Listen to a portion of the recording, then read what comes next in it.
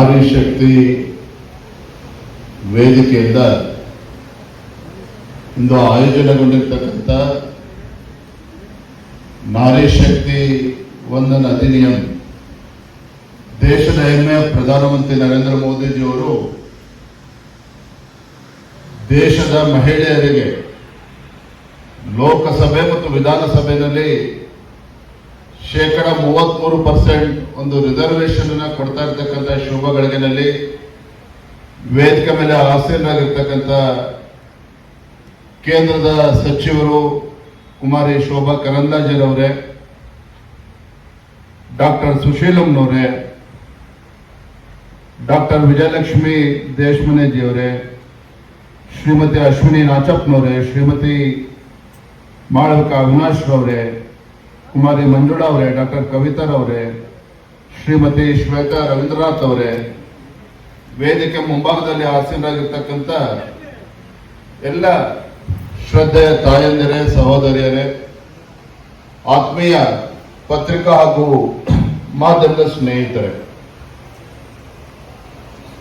ಬಹಳ ಒಂದು ವಿಶೇಷವಾಗಿರ್ತಕ್ಕಂಥ ಸಂದರ್ಭದಲ್ಲಿ ನಾವೆಲ್ಲರೂ ಕೂಡ ಸೇರಿದ್ದೇವೆ. ಪ್ರಧಾನಮಂತ್ರಿಗಳು ಒಂದು ದೃಢ ಸಂಕಲ್ಪವನ್ನು ಮಾಡಿ ಭಾರತ ಒಂದು 2047ನೇ ಇಸ್ವಿಗೆ ಒಂದು ಅಭಿವೃದ್ಧಿಶೀಲ ರಾಷ್ಟ್ರವಾಗಿ ಪರಿವರ್ತನೆ ಆಗಬೇಕು ಅಂತ ಹೇಳಿದ್ರೆ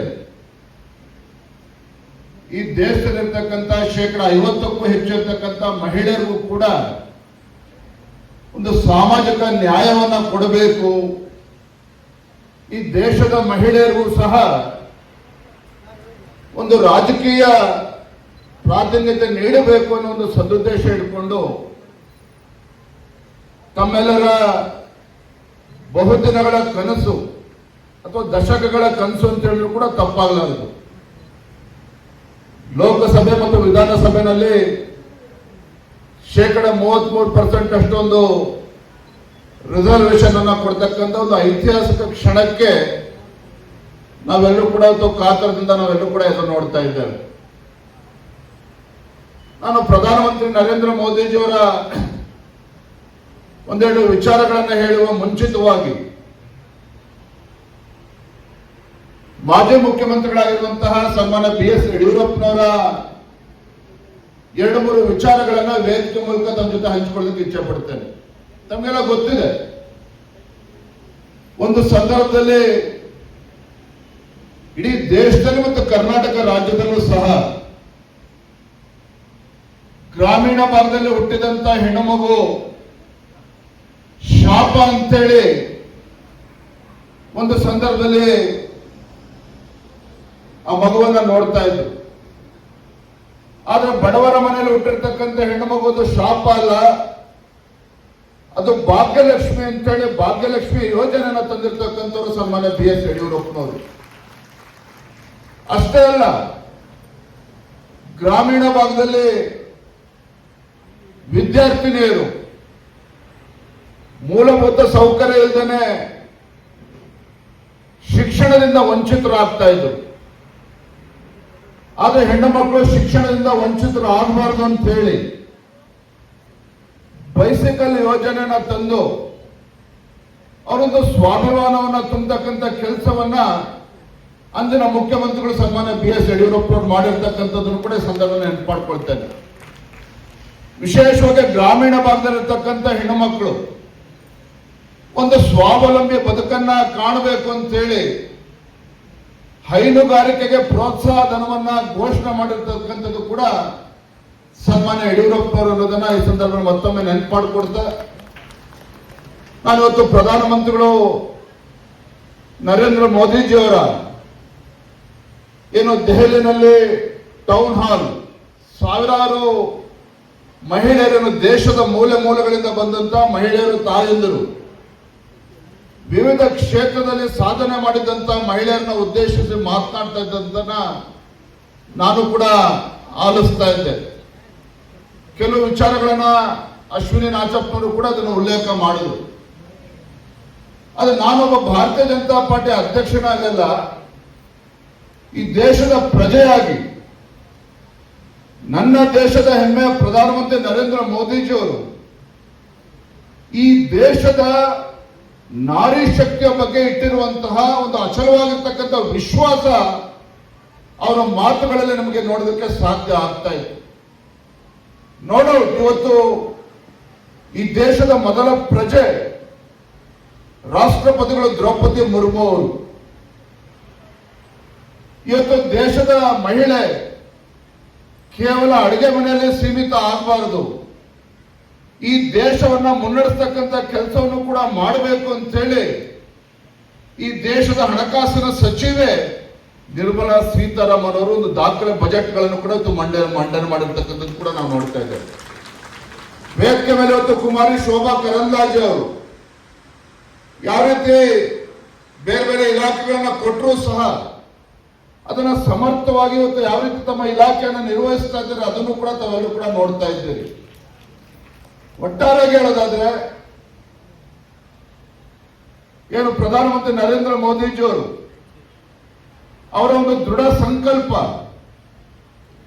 ಈ ದೇಶದ ಬೆಳವಣಿಗೆಗೆ ಇವತ್ತು ತಾಯಂದ್ರ ಪಾತ್ರವು ಕೂಡ ಬಹಳ ಅತ್ಯಗತ್ಯ ಅಂತ ಹೇಳಿ ಅವ್ರಿಗೆ ಒಂದು ರಾಜಕೀಯ ಶಕ್ತಿಯನ್ನು ಕೂಡ ತುಂಬಬೇಕು, ಅವಕಾಶ ನೀಡಬೇಕು ಅಂತ ಹೇಳಿ ಇವತ್ತು 33% ರಿಸರ್ವೇಶನ್ ತಂದಿರ್ತಕ್ಕಂಥದ್ದು. ವಿಶೇಷವಾಗಿ ಈ ತಿಂಗಳ ರಾಜಕೀಯ ಭಾಷಣ ಮಾಡೋದಕ್ಕೆ ಹೋಗೋದಿಲ್ಲ, ಆದ್ರೆ ಕಾಂಗ್ರೆಸ್ ಪಕ್ಷದವರ ಹೇಳಿಕೆಯ ಸಂದರ್ಭ ಉಲ್ಲೇಖ ಮಾಡೋದಕ್ಕೆ ಇಚ್ಛೆ ಪಡ್ತೇನೆ. ಮಲ್ಲಿಕಾರ್ಜುನ್ ಖರ್ಗೆ ಅವರು ಹೇಳ್ತಾರೆ, ನರೇಂದ್ರ ಮೋದಿಜಿಯವರು ಮಹಿಳೆಯರಿಗೆ 33% ರಿಸರ್ವೇಶನ್ ತರೋದ್ರ ಮೂಲಕ ಪೊಲಿಟಿಕಲ್ ಗಿಮಿಕ್ ಅನ್ನ ಮಾಡೋದಕ್ಕೆ ಹೊರಟಿದ್ದಾರೆ ಅನ್ನೋದನ್ನ ಮಲ್ಲಿಕಾರ್ಜುನ್ ಖರ್ಗೆ ಅವರು ಹೇಳಿದ್ದಾರೆ. ನಾನು ಈ ವೇದಿಕೆ ಮೂಲಕ ಗೌರವಾನ್ವಿತ ಮಲ್ಲಿಕಾರ್ಜುನ್ ಖರ್ಗೆ ಅವರು ಹೇಳಲಿಕ್ಕೆ ಇಚ್ಛೆ ಪಡ್ತೇನೆ, ತಮ್ಮ ಹೇಳಿಕೆಯನ್ನ ಹಿಂದೆ ಪಡೆದುಕೊಳ್ಬೇಕು. ಅಷ್ಟೇ ಅಲ್ಲ, ತಮ್ಮ ಹೇಳಿಕೆ ಈ ದೇಶದ ನಾರಿ ಶಕ್ತಿಗೆ ಮಾಡಿರ್ತಕ್ಕಂಥ ಅಪಮಾನ, ಅದಕ್ಕೋಸ್ಕರ ತಮ್ಮ ಹೇಳಿಕೆಯನ್ನು ಹಿಂದೆ ಪಡೆದುಕೊಳ್ಬೇಕು ಅನ್ನುವ ಆಗ್ರಹವನ್ನು ಈ ಸಂದರ್ಭದಲ್ಲಿ ಮಾಡ್ತಾ ತುಂಬಾ ಸಂತೋಷ ಆಗಿದೆ. ಹೆಚ್ಚು ಸಮಯನ ತೆಗೆದುಕೊಳ್ಳದೇನೆ ಆ ಪುಣ್ಯಾತ್ಮ ಪ್ರಧಾನಮಂತ್ರಿ ನರೇಂದ್ರ ಮೋದಿಜಿಯವರು ಇಂಥ ಒಂದು ಆಲೋಚನೆಯನ್ನ ಮಾಡಿ ಈ ದೇಶದಲ್ಲಿರ್ತಕ್ಕಂಥ ಮಹಿಳೆಗೆ ಒಂದು ರಾಜಕೀಯ ಶಕ್ತಿನ ಕೊಡೋದಕ್ಕೆ ಇವತ್ತು ದಾಪುಗಾಲಾಗ್ತಾ ಇರ್ತಕ್ಕಂಥ ನರೇಂದ್ರ ಮೋದಿಜಿ ಅವರಿಗೆ ದೊಡ್ಡ ಚಪ್ಪಾಳೆನ ತಟ್ಟುವ ಮೂಲಕ ಅವರಿಗೆ ಅಭಿನಂದಿಸೋಣ ಅನ್ನೋ ಮಾತನ್ನ ಸಂದರ್ಭ ಹೇಳ್ತಾ, ನಾನು ಟೌನ್ ಹಾಲ್ಗೆ ಸಭೆಗೆ ಎಂಟ್ರಿ ಆಗ್ಬೇಕಾದ್ರೆ ನನಗೆ ಭಯ ಆಗ್ತಾ ಇತ್ತು. ಏನಪ್ಪ 33% ರಿಸರ್ವೇಶನ್ ಅನ್ನ ಅನುಮೋದನೆ ಮಾಡೋದಕ್ಕೆ ಕರೆದಿರ್ತಕ್ಕಂಥ ಸಭೆ, ಇವತ್ತೇ ಯಾರು ಗಂಡಸರಿಗೆ ಅವಕಾಶ ಇರಲಿಲ್ಲ, ಎಲ್ಲ ಕುರ್ಚಿಗಳು ಕೂಡ ಭರ್ತಿ ಆಗಿತ್ತು. ಟೌನ್ ಹಾಲಲ್ಲಿ ಪರಿಸ್ಥಿತಿ ಬಂದ್ರೆ ನಾಳೆ 33% ರಿಸರ್ವೇಶನ್ ಇಂಪ್ಲಿಮೆಂಟೇಷನ್ ಆದ್ಮೇಲೆ ಲೋಕಸಭೆಯಲ್ಲಿ ಹಾಗೂ ವಿಧಾನಸಭೆಯಲ್ಲಿ ನಮ್ಮ ಪರಿಸ್ಥಿತಿ ಏನಾಗ್ತದೆ ಅಂತೇಳಿ ಒಂದು ಕ್ಷಣ ಯೋಚನೆ ಮಾಡ್ತಾ ಇದೆ. ಆದ್ರೂ ಕೂಡ ನಮ್ಮೆಲ್ಲರೂ ಕೂಡ ಹೆಮ್ಮೆ ಇದೆ. ಹಿರಿಯ ಒಂದು ಮಾತು ಹೇಳ್ತಾರೆ, ಯತ್ರ ನಾರ್ಯಸ್ತು ಪೂಜ್ಯಂತೆ ರಮಂತೆ ತತ್ರ ದೇವತಾ ಅಂತೇಳಿ.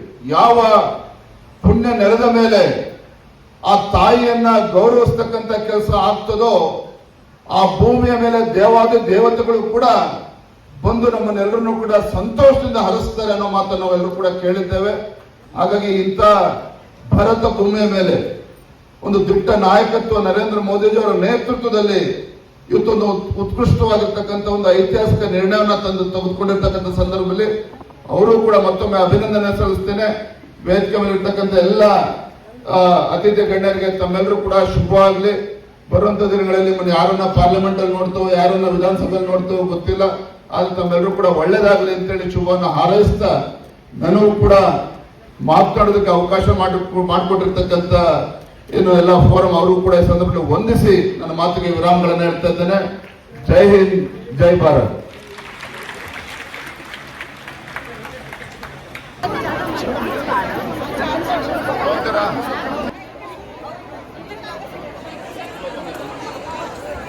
KGF, KGF, KGF.